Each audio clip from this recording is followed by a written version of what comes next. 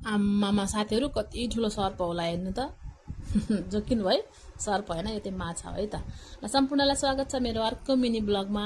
आज पनि मेरो दिनको सुरुवात भइसक्यो सधैँझै खाना पकाउने तयारीमा है। के गर्ने हो साथीहरू, हाउसवाइफ हो, काम भनेको यही हो। सुरुको काम चाहिँ बिहान उठेर यताउति गरेपछि खाना हो, किनकि छोराछोरीलाई स्कुल पठाउनु पर्ने हुन्छ, टाइममा बस आउँछ, टाइममा खाना खुवाएर पठाउनु पर्छ है।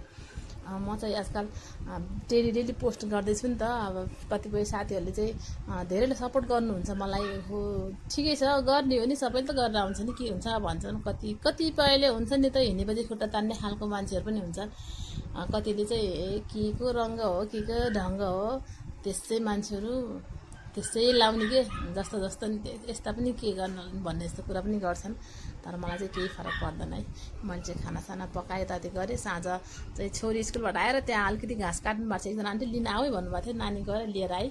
मेरो छोरी पनि भारी बोक्नु सक्ने भएँ। त्यसपछि म चाहिँ ढोको बोकेर घाँस काट्न भने खेततिर लाएँ। हेर्नु त्यो सुरुमा भेटेको सर्प चाहिँ फेरि सर्पै भन्न आउँछ कि औँदै माछा हो। त्यो चाहिँ खेतमा भेटेको थियौँ। ल हेर्नु साथीहरू, गाउँको वातावरण हेर्नु, पछाडिको भ्यू हेर्नु, कति रमाइलो पुरानो जमानाको घरहरू। मेरो छोरा फेरि क्यामेरा भनेपछि त 4 कोस टाढा भएको छ, हजुरले भिडियो किन बनाएको भन्दै रुँदै गरेछ।